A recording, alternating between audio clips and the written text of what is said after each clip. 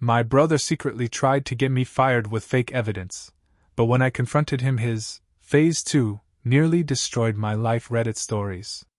He smiled while admitting he'd been planning my downfall for months, building a digital trap designed to collapse under my feet. But nothing prepared me for the moment he revealed he wasn't just sabotaging me, he was unraveling entirely. Hi, I'm Alex, 29, and last month I learned the kind of truth that rearranges your entire personality. My own brother had been quietly sabotaging my life for over a year, smiling in my face while pulling threads behind my back like he was knitting a sweater out of pure betrayal. And trust me, I wish I were exaggerating. I'd love to say he just borrowed money and didn't pay it back, or forgot my birthday, or dented my car and blamed a mysterious shopping cart. But oh no. My brother Daniel doesn't do anything halfway. If he's going to ruin something, he wants the deluxe package. Let me rewind. Daniel is 31. Older by 2 years. Taller by exactly an inch that he weaponizes like a personality trait. Growing up, he was the kid who got the gold star because he said please and thank you while simultaneously kicking me under the table. Charming on the outside, chaos in a button-down. As adults, things didn't change much. I'm a software engineer, predictable, organized, boring in the way stable people are boring. Daniel runs his own business, which is code for has 17 side hustles and 3 of them are probably illegal, but nobody asks follow-up questions because his smile is so convincing. We were never close, but we were never at war until last month. It started the day I got called into my manager's office. Nothing prepares you for the tone someone uses when they say, "Close the door." It's the universal sound of a plot twist. My manager looked uncomfortable, and he slid his laptop toward me. A troubling email was forwarded to HR, he said, and it appears to come from a family member. I frowned. A family member? Who? He hesitated. Your brother. That alone almost made me pass out. Daniel doesn't send emails. Daniel considers punctuation a threat. But then he opened the file.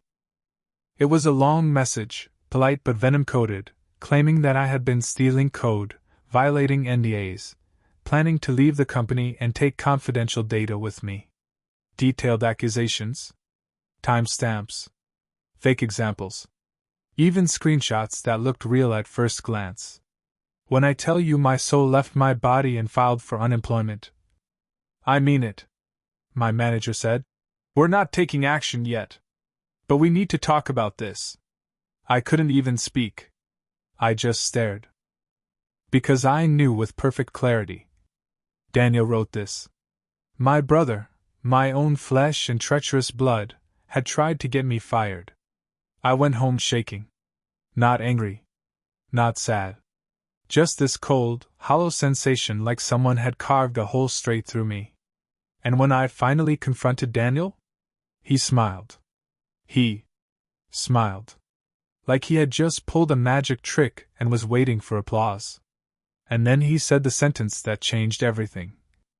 Well, you should have expected this. That was the moment I realized. This wasn't a misunderstanding. This wasn't a mistake. This was a war I didn't know I was already losing. I didn't react at first. Not outwardly. Not physically.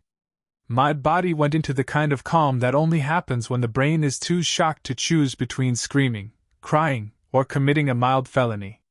Daniel leaned against the counter like we were chatting about weekend plans and not the fact that he'd attempted a career assassination. So, he said casually, are you mad? Mad. I stared at him like he just asked if I enjoyed being hit by a bus. Why would you do that? I finally managed. He shrugged. Because everything always works out for you. Ah. There it was. The poison behind his teeth. Everything works out for me? I repeated. Daniel, I've worked my ass off. Yeah, he said, waving a hand. The hardworking guy routine. You act like I'm the screw-up, but you're the one who got lucky. Lucky. That word burned through me like acid. Lucky? I said. Daniel, I built my career from scratch. You think people hand out software jobs like party favors? He stepped closer, smirking. Not the fun kind, the kind that makes you want to check your pockets afterward. You got hired at 22 with no debt, Alex. Mom and Dad paid for your school. And yours! I snapped. He laughed. Actually laughed. Yeah, but I didn't use it right. That's the difference. You get chances and don't waste them. The room tilted. So, you decided to sabotage my career because you feel inadequate? I said. He raised an eyebrow. See? Even now you're judging me. I blinked. Daniel, you tried to get me fired. I wasn't trying to get you fired, he said, offended by the accusation even though he definitely, 100%, intentionally did exactly that. I was trying to level the playing field. By ruining my life. By balancing things out. I don't think I've ever been more stunned by a single human sentence. He crossed his arms, chin lifted like he was the morally justified one. You're always ahead of me, he said. Always. Job, apartment, stability. I'm tired of being the disappointment. There it was. Not jealousy. Not resentment. A scoreboard. He genuinely thought life was a competition and I had somehow stolen points from him. What if HR believes your email? I asked quietly. He shrugged again. Then maybe you'll finally understand what it feels like. Something inside me shifted. Not anger, not grief, something deeper. Understanding. Horrifying, unwelcome understanding. My brother didn't see me as family. He saw me as the obstacle between him and the version of himself he wished he could be. So what now? I asked. He smiled again, wide, untroubled, chilling. That depends on how you handle it. Handle it? I repeated. Yeah. Don't make a big deal out of it. Don't whine to Mom. Don't play victim at work. Just let things play out. He actually patted my shoulder like we were teammates. But if you make this ugly, he added, don't blame me for what happens next. Threat delivered. Conversation over. He walked away like he just finished a shift, not detonated a grenade in my career. I stood there frozen, heart pounding, trying to figure out how long, how many months or years, he had been slowly turning himself into my enemy. And then my phone buzzed. It was HR. They wanted a meeting. In the morning, I felt the floor drop out from under me. Because suddenly I realized. Daniel hadn't fired the first shot. He had fired the last phase of a plan already in motion. And I had no idea what else he'd done. I didn't sleep that night. I don't even think I blinked for the first 2 hours. I sat on the edge of my bed, staring at the dark like it was going to hand me instructions on how to survive what my brother had unleashed. By morning, my stomach was twisted into a sailor's knot. HR emails are never good news. HR emails at 8 a.m., with the subject line, immediate follow-up required, are the corporate equivalent of hearing a chainsaw start behind you in a horror movie. I walked into the building feeling like I was wearing a t-shirt that said, "Ask me about my personal crisis." The HR office smelled like lavender and fear, a terrible combination. My manager, Teresa, sat next to the HR rep, who had a laptop open like she was preparing for a deposition. "Morning, Alex," Teresa said gently. "Please have a seat."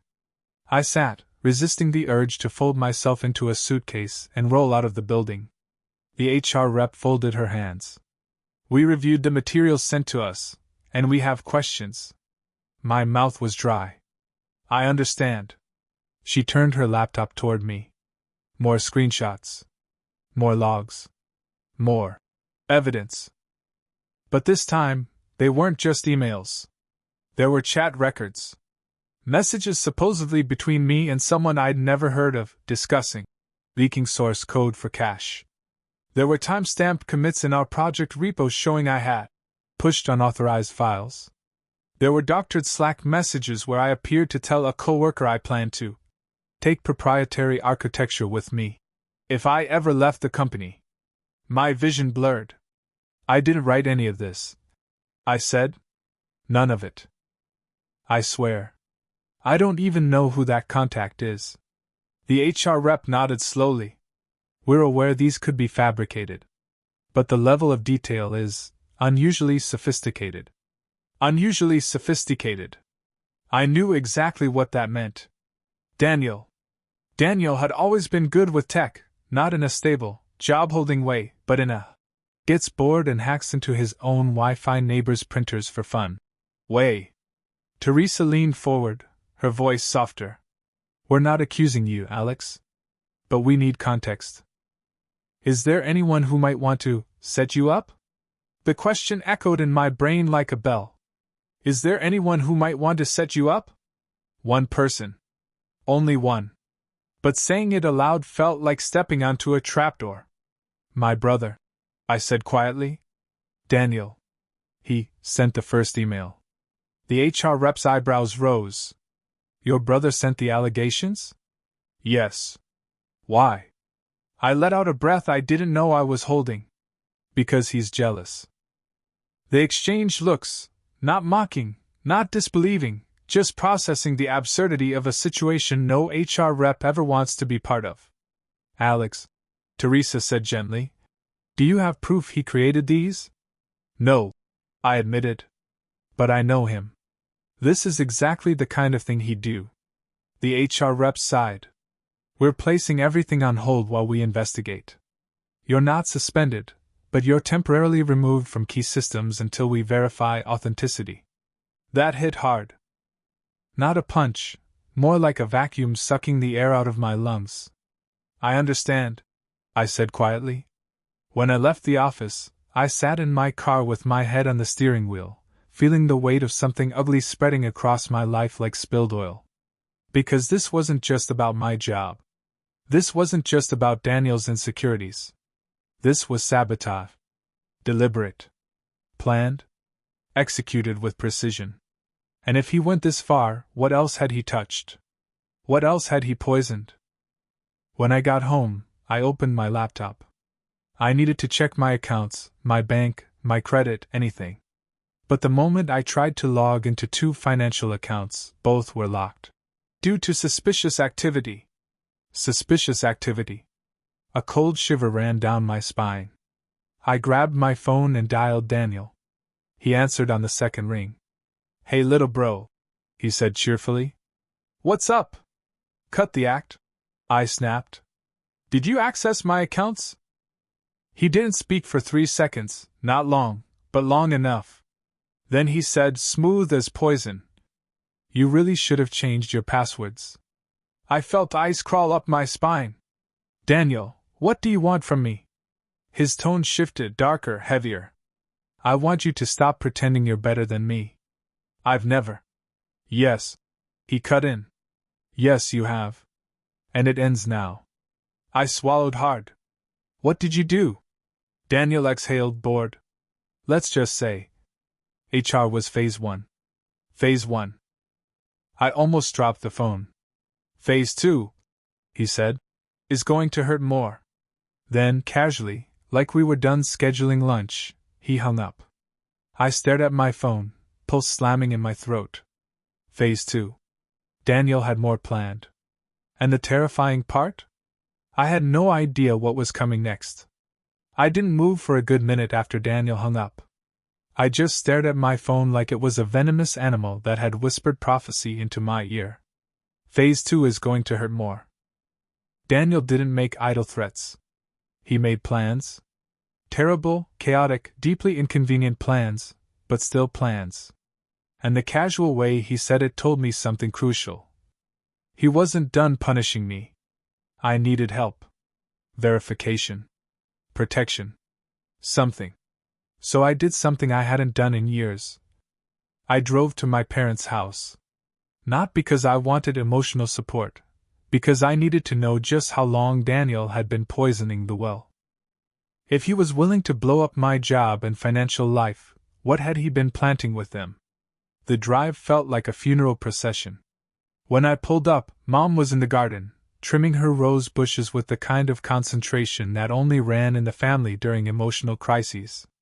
She looked up and smiled automatically, that warm mom smile, then her face shifted into worry the second she processed my expression. Alex? Honey, what's wrong? I didn't sugarcoat it. Daniel is trying to destroy my career. She blinked, stunned. Daniel? No, he wouldn't. Yes, I said. He did. He sent an email to my company. HR is investigating it right now. Her hand went to her mouth. Oh my God! And that's not all, I continued. He also somehow accessed my accounts. He's been planning this. Mom shook her head, denial flaring in her eyes. But why would he? He loves you. Does he? I said. Because he told me yesterday that he's tired of me being ahead of him. That this is about leveling the playing field. Mom's face faltered, a crack. A tiny fracture revealing something she didn't want to face. Before she could recover, the front door opened. Dad stepped out, saw me, saw Mom's face, and frowned. What's going on? I inhaled. Daniel tried to get me fired. And that's just the beginning. Dad's eyebrows shot up. You're joking. Do I look like I'm joking? Dad put down his coffee mug so fast hot liquid sloshed over the rim. Where is he now? Dad demanded. I shrugged. No idea. Probably planning phase 2. The screen door creaked again. And speak of the devil arrives. Daniel stepped out onto the porch with the confidence of a man who believes consequences are myths invented by parenting books. He froze when he saw me. Wow, he said. So you ran home to tattle? Mom gasped like she'd been slapped. Daniel. But he kept going, tone breezy and venomous all at once. You really need an audience for everything, huh? Dad stepped forward. Daniel, is this true? Did you contact his job? Daniel smiled, the same smile from childhood, the one he used whenever he'd broken something expensive and wanted to shift blame toward me. I contacted them because I was worried, he said smoothly. I found messages on Alex's laptop. My laptop? I snapped. You broke into my laptop? Daniel ignored me. And I didn't want him to get in legal trouble. I thought I was helping. Helping? Mom whispered. Daniel, that doesn't sound like helping. Daniel rolled his eyes. Oh, come on, Mom, don't be dramatic. Dad's jaw clenched. Answer the question. Did you try to sabotage your brother's job? Daniel hesitated. And that hesitation, half a second long, was an entire confession. Dad saw it. Mom saw it. Then Daniel crossed his arms, mask cracking. Look, he said. Alex has had it easy for so long. Enough, Dad snapped. Are you listening to yourself? Daniel scoffed. You've always taken his side. Always. This is nothing new. Because he's not out there trying to destroy you. Dad roared. Daniel bristled, visibly startled. Dad rarely raised his voice. When he did, mountains filed paperwork. Mom stepped closer to him. Daniel, honey, do you realize what you've done? What this could do to Alex's life? Daniel shrugged, like she'd asked if he wanted fries with dinner. He'll be fine. Something inside me broke. Fine? I said quietly. Daniel, I could lose my career. I could lose access to my accounts. I don't know what else you've tampered with. Oh, stop acting like a victim. He snapped. You should have been more grateful, that's all. Grateful. My breath caught in my throat. Grateful for what? I asked. Daniel looked right at me. For the first time, there was no charm. No smirk. No mask. Just naked resentment. For staying in your shadow my whole life, he said. Mom let out a horrified breath. Dad closed his eyes. And I finally understood. This wasn't a disagreement. This wasn't a bad week. This wasn't even sibling rivalry. Daniel had been competing with a version of me that existed only in his head, and I had never known I was in the race. Dad straightened. Daniel, you need to leave. Daniel's eyes widened. You're kicking me out? Yes, Dad said. Before you hurt your brother again. Daniel looked at Mom, for rescue, for validation, but her expression wasn't soft anymore. It was shattered. And then Daniel looked at me. Pure hatred. This isn't over, he said. Then he turned and walked down the driveway. No apology. No regret. Just a storm cloud in human form, leaving destruction behind him. Mom sank onto the steps. Dad rubbed his forehead like he was trying to keep it from cracking open. And I stood very still, finally understanding. Every betrayal has a breaking point. And we had just reached his. Daniel didn't just leave the driveway, he detonated out of it. His car screeched down the street like he was starring in a budget Fast and Furious reboot. Mom flinched at the sound. Dad muttered something that definitely wasn't a prayer. I stood there, watching the dust settle in the road, heart pounding in a rhythm that felt entirely unnatural. He said this isn't over, Mom whispered. Alex, what does that mean? I exhaled slowly. With Daniel? It means he's not done escalating. Dad ran a hand down his face. We should have dealt with this years ago. I knew he had issues, but this is something else. Mom shook her head. I thought he was just insecure. I didn't think he'd ever hurt you. And that hit unexpectedly hard. Because deep down, I didn't think he would either. Not intentionally. Not deliberately. Not strategically. But here we were. I went inside. I needed to see something. Daniel's old room was exactly as he left it. Posters, clothes, a collection of half-built projects. The chaos of a man who lived in permanent self-inflicted crisis. But what I was looking for was his laptop. Daniel's personal laptop, the one he used for everything he didn't want people to see. And it was gone. He'd taken it. Dad appeared behind me. What are you looking for? Evidence, I said. But he already thought of that. Dad sighed. Then what do we do now? That was the question, wasn't it? What do you do when your own brother becomes your antagonist?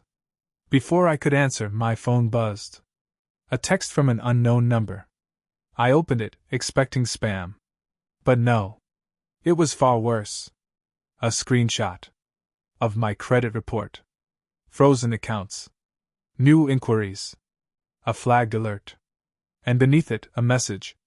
You wanted to know what Phase 2 is? My stomach twisted. Another screenshot. This time, my social security number, partially blurred, but recognizable. Then a third. A photo. Daniel. Holding my mail. Opening it. Grinning.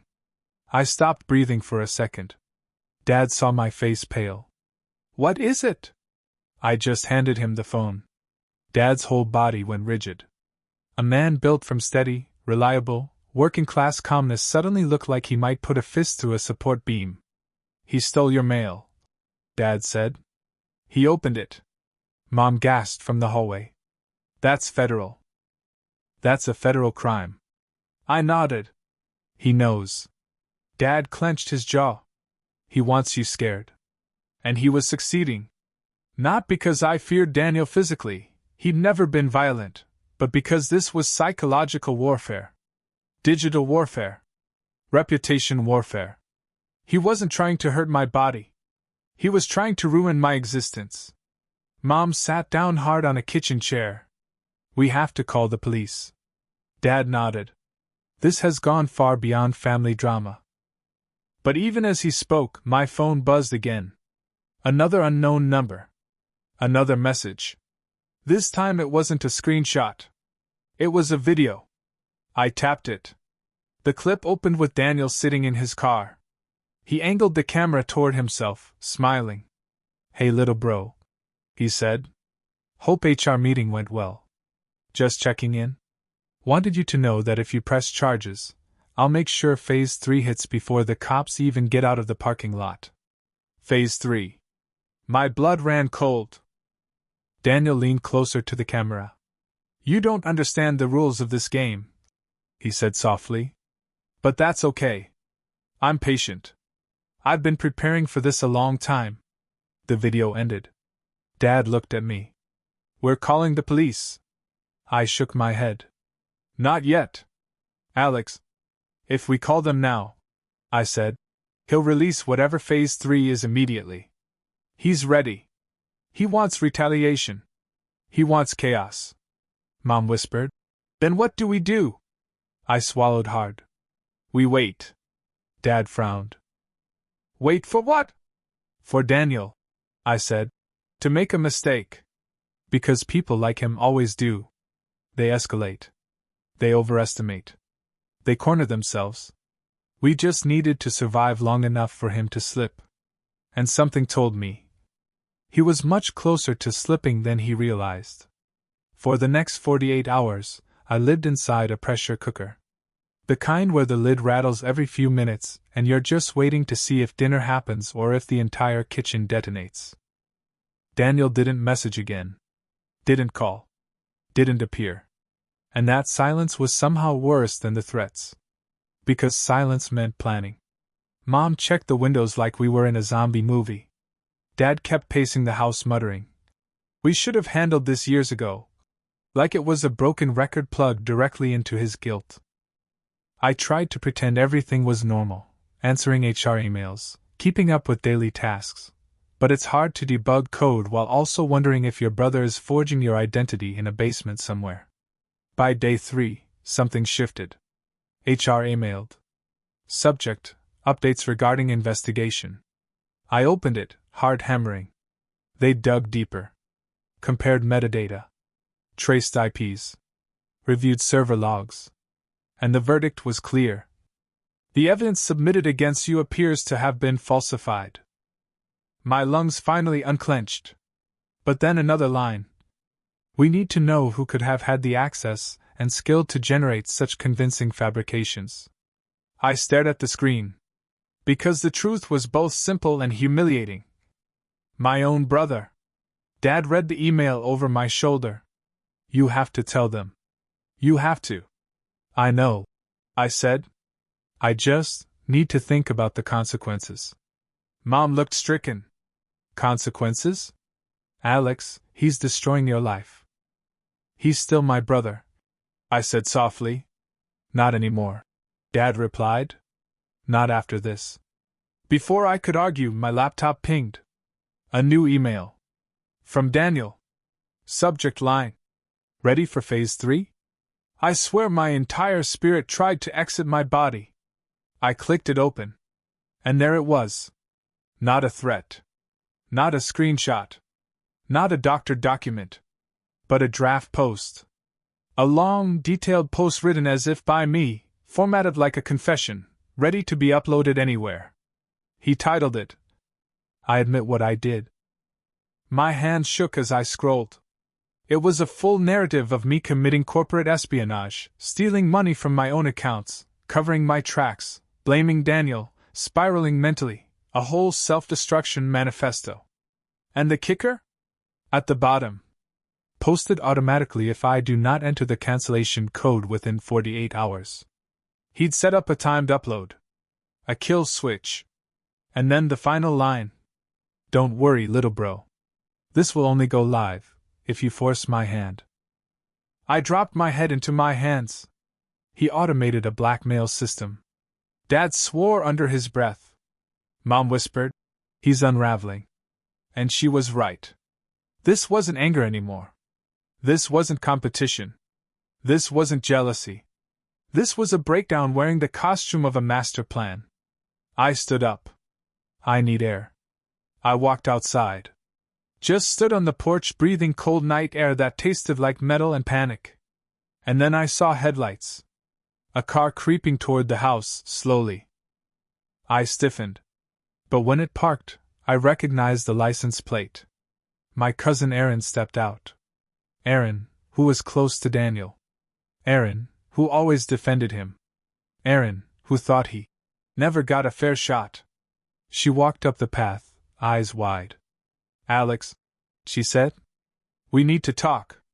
I folded my arms. "If Daniel sent you..." "He didn't," she said quickly. "I came because he told me something. Something I think you need to know. I stared at her. Erin twisted her fingers, hesitating, then met my eyes. Daniel's been doing this for a long time, she whispered. To you. To all of us. And you're not the only one he's hurt. I froze. What are you talking about? She swallowed hard. I mean, he's been building this obsession. With you. With beating you. With tearing you down. He has journals, Alex. Pages and pages. Plans. Timelines. Lists. He showed me some once. He thought it was funny. The air disappeared from my lungs. He's been planning this for years, she said. He talked about you constantly. Compared everything. He hates how people talk about you. She stepped closer. And I came because I think he's losing control of his own plan.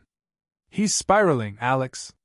And when Daniel spirals, she took a shaky breath. He gets dangerous. I felt my heartbeat in my throat. Dangerous how? Erin closed her eyes. And what she said next made the temperature around us plummet. He told me he's planning something big. Something that will end the story. He didn't say what it was, but he said you'd never see it coming. I stared at her, the world narrowing to a pinpoint. Erin looked terrified now. Alex, she whispered, I think he's coming here. For a moment, I couldn't hear anything except the pounding in my ears. The porch light buzzed faintly above us, but everything else felt unnaturally still, like the world had pressed pause, waiting to see which direction this nightmare would tilt. Coming here? I finally echoed. Why would he? Erin cut me off, voice trembling. Because he thinks you took everything from him. His words, not mine. He's convinced you stole the life he was supposed to have. And he said he needed to finish what he started. That sentence hit me like someone had dropped a block of ice onto my spine. Finish what he started. Mom stepped onto the porch behind me, hearing enough to panic. Finish what? What does that mean? Erin shook her head helplessly. I don't know. I swear I don't. But the way he said it, it scared me. Dad joined us too, jaw set, fists clenched. We're calling the police. No, Erin said quickly. Not yet, that'll set him off faster. He already thinks the world is against him. She turned to me. Alex, you need to understand something. Daniel isn't rational anymore. He's been building this version of reality in his head for years. And now that he's acting on it, he's not going to stop until something breaks. Dad put an arm in front of me, protective. If he shows up here, I'll deal with him. Erin looked at him sharply. No offense, but that's exactly what he wants, a confrontation. He wants drama. He wants an explosion. Mom's voice cracked. So what do we do? Just wait for him to show up and hope he's in a good mood? No, Erin said. You need to cut him off from the story he's writing. He thinks this is some epic showdown between you and him. If you don't play your role, she tapped her temple, his whole narrative collapses. Dad frowned. English, Erin. She exhaled. Daniel wants control. Attention. Fear. He wants Alex reacting to him. If Alex stops reacting, completely, Daniel loses the script. I rubbed my forehead. So you're saying, ignore him? No, she said. Go above him. Something clicked in her expression, a realization she'd been holding back. Daniel didn't tell me everything, she admitted. But I know this much, Phase 3 isn't some timed confession post. It's something physical. She looked at me seriously. And he's planning to bring it here. Mom's knees nearly buckled. Dad caught her. I swallowed hard. Erin, do you think he'd hurt someone? She hesitated. That hesitation said everything. But her words were worse. I don't think he wants to hurt someone. She looked directly at me.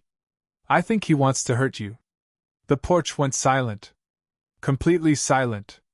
Then headlights appeared at the end of the street. A car. Driving slowly. Too slowly. Dad stepped in front of me instinctively. Mom grabbed my arm. Aaron's breath hitched. The car crawled closer, tires crunching gravel, engine low and deliberate, a predator taking its time. My heartbeat wasn't pounding anymore. It was thundering. The car rolled to a stop in front of the house. Then, the driver's door cracked open. A leg stepped out. Boots. Dark jeans. A hooded sweatshirt. Daniel. He stood there, not moving, just staring at the house like he was waiting for someone to invite him into the scene he'd rehearsed 1,000 times in his head. Alex, Aaron whispered. Get inside. I didn't. Instead, I stepped forward onto the porch, into the light. Daniel's eyes snapped to me instantly, hungry, furious, triumphant, unhinged. A cocktail of emotions that didn't belong together except in people who've been rewriting history inside their own heads. He smiled. A slow, deliberate, spine-chilling smile. There you are, he said softly. I knew you wouldn't run. My voice was barely above a whisper. Daniel, what did you plan? His smile widened. Oh, he said. You'll find out. He lifted something from the front seat. A duffel bag. Heavy. Too heavy. Mom gasped. Dad stepped forward. Aaron grabbed my sleeve. And Daniel took 3 slow steps toward the house. Let's end this, he said. Daniel stood at the end of the walkway, the porch light carving harsh shadows across his face. The duffel bag hung at his side like a threat wrapped in canvas. Every instinct told me to back up, to get behind Dad, to get inside. But Daniel wanted a reaction. He thrived on reaction. So I stayed where I was. Daniel, I said evenly, put the bag down. He tilted his head with a little half-smile. Why? Afraid of what's inside. Dad stepped off the porch, voice booming. Daniel, that's enough. Drop the bag and leave. Daniel's eyes flicked to him, sharp, irritated, like Dad was an extra interrupting the main scene. This isn't about you. He snapped. No, Dad said. It's about my son. Both of them. Daniel scoffed. Don't pretend you ever saw us as equal. Alex was the golden boy. I was the disappointment. Remember saying that once? I sure do. Dad froze. Mom gasped softly behind me. Daniel took another step. Daniel, I said firmly. Look at me. He did. And for a second, just a second, there was something almost human in his eyes. Hurt. Exhaustion. A drowning man who decided the best way to survive was to pull everyone under with him. Then it vanished. He gripped the duffel bag tighter. You think I'm bluffing, he said. You all do. You think I'm just acting out again. His smile twisted. You're wrong. Aaron's voice trembled. Daniel, please don't do this. He didn't look at her. You shouldn't have come, Aaron. This isn't your scene. My stomach twisted. What's in the bag? Daniel paused. A beat too long. Then he swung the duffel bag onto the hood of the car and unzipped it halfway. Mom whimpered. Dad clenched his jaw. I felt my pulse spike, bracing for a weapon, explosives, something catastrophic. But what Daniel pulled out was a stack of folders. Paper. Receipts. Documents. Hard drives. A ledger. All of it dumped in a dramatic cascade onto the hood. This, Daniel said, spreading everything out like a deranged accountant, is Phase 3. Dad blinked. What the hell is all that? Daniel pointed to the papers. Evidence. Every mistake Alex has ever made. Every secret. Every weakness. Everything I've collected. A full dossier. He said it like he expected applause. Except, none of it made sense. I stepped closer. Daniel, that's just paperwork. His nostrils flared angrily. It's not just paperwork. It's everything. Proof that you're not the perfect boy they think you are. He waved a handful of documents. Look. Traffic tickets from college. Bank statements. Old messages. Password reset emails. Stuff you threw away. Stuff you forgot existed. I stared at him. Then at the pile. Then back at him. Daniel mistook my confusion for fear. He grinned triumphantly. Yeah, he said. Now you get it. I've been watching you for years. Collecting things. Building the truth. So when the moment came, I could show the world who you really are. I blinked slowly. Daniel, I said, none of that is incriminating.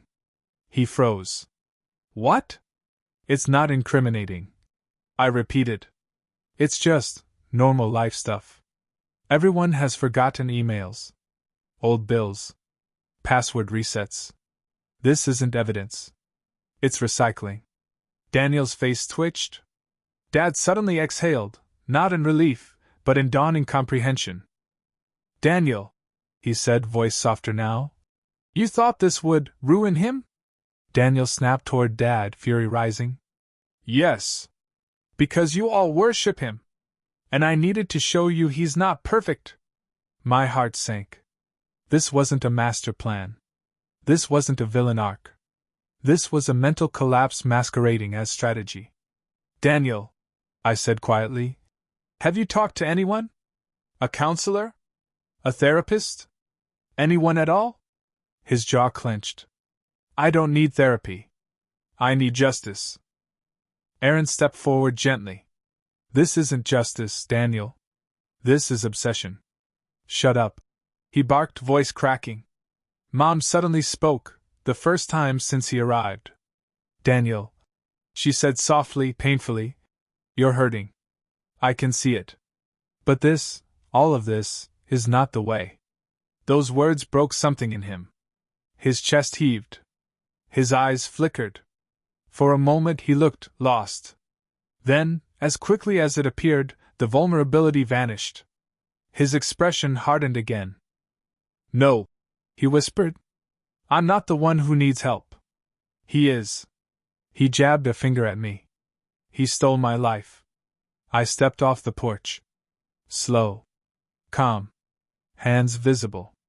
I didn't steal anything, I said. You're my brother. I wanted you to succeed. Daniel shook his head violently. Liar. Daniel. No, he shouted, and suddenly he grabbed the duffel bag again, ripping it off the hood. Papers flew everywhere like confetti at a nightmare parade. Daniel, stop! Dad yelled. Daniel turned, wild-eyed, clutching the bag as if it were the only thing holding him together. This isn't over, he said again, but this time, the conviction was gone. He backed toward the car. Then he got in. The engine roared. And he sped away into the night, leaving a cyclone of meaningless documents swirling across the street. Mom sobbed. Aaron sank onto the curb. Dad cursed under his breath. And me? I stared at the papers drifting through the air and realized. Daniel was no longer my rival. He wasn't even my enemy. He was a man unraveling. And the only question left was, how far would he fall before someone, maybe all of us, got pulled down with him? After Daniel sped off, we barely spoke for a full minute. The street was littered with the evidence he'd spent years collecting, fluttering in the wind, grocery receipts, expired passwords, old printouts. Not a criminal dossier. Not a secret archive. Just the paper trail of an ordinary life. Dad gathered them slowly, his hands trembling in a way I'd never seen. Mom sat on the porch step, face in her hands. Aaron paced like someone trying to outrun panic. Finally, Dad said quietly, he needs help. Real help. Not lectures. Not consequences. Help. Mom whispered. I should have seen this coming. No, I said softly. You couldn't have. None of us did. But Aaron shook her head. I did. Not the details, but the obsession. The way he talked about you, Alex, like you were a rival he had to beat. I thought it was just jealousy. I didn't realize it was this deep. There was no blame in her voice. Just sorrow. I sat down beside Mom. We have to tell the police. Not to punish him, to protect him. And us. Dad exhaled. I'll call. But this time, we're explaining everything. And he did. The police took it seriously, especially after seeing the video, the blackmail system, the mail theft. They told us they'd put out an alert. Not a warrant yet, an alert for welfare and safety. Daniel wasn't considered violent, but he was spiraling, and spiraling people can become unpredictable fast. Then came the waiting. Hours. A day. 2. HR cleared me completely. They apologized, told me I'd handled it with unusual maturity, which I think was corporate language for you didn't scream even though you were legally allowed to. I unfroze my accounts. Reset passwords. Cleaned digital footprints. Filed reports. Mom didn't sleep. Dad stayed close. Aaron checked in constantly. On day 3, the police called. They'd found Daniel. He hadn't harmed anyone. He hadn't carried out any final plan. He wasn't violent or combative. He was sitting alone in his car behind an abandoned warehouse, head in his hands, surrounded by the remains of his phases. Notes, scribbles, timelines that didn't make sense even to him anymore. The officer said he looked relieved when they arrived. Like he'd finally reached the end of a story he didn't know how to stop writing. They took him in for psychiatric evaluation. Not handcuffs, care. For the first time in years, someone with actual training was looking at Daniel and seeing the real problem. Mom cried when she heard. Not because he'd been caught, but because she finally understood how long he had been drowning. Dad nodded grimly. He's alive. That's what matters. Aaron hugged me hard. He didn't hate you, you know. He hated the version of himself he thought he was next to you. I didn't answer right away. Because I wasn't sure she was wrong. 3 months later. Life didn't snap back into place instantly. Case never leaves that neatly. But things shifted. Daniel stayed in a treatment program. Voluntary, surprisingly. He wrote letters. Not apologies, not at first, but explanations. Then, slowly, remorse seeped in. Real remorse, not performance. He told the doctors he'd been obsessed with, falling behind, his whole life. That every success I had felt like a personal attack. That he couldn't separate my path from his identity. Mental health professionals call it a delusional comparison spiral. I call it losing a war nobody else was fighting. We visited him once. He didn't look like a villain. He didn't look like a mastermind. He looked like someone exhausted from carrying a version of reality too heavy for one person to believe in. He cried when he saw me. Not loudly. Not dramatically. Just a quiet, broken release. I'm sorry, he said. I didn't want you to be hurt. I just didn't want to disappear. I didn't forgive him that day.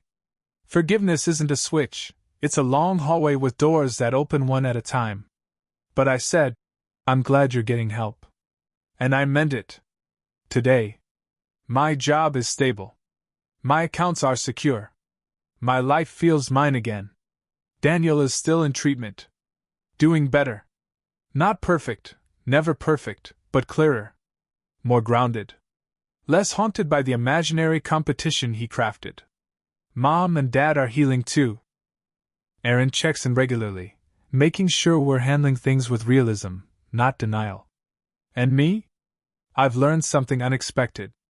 Betrayal changes you, yes. But understanding does too. My brother nearly destroyed my life, not out of malice, but out of a desperate, tangled attempt to understand his own. It doesn't excuse what he did. It doesn't erase the damage. But it does reveal a truth I didn't expect. Sometimes the person who betrays you isn't evil. They're broken. And they needed help long before they hurt you. Daniel is getting that help now. And for the first time in years, I believe he might eventually find a way back. Not to the person he was, but to the person he could have been all along. If he hadn't been trapped in his own shadow.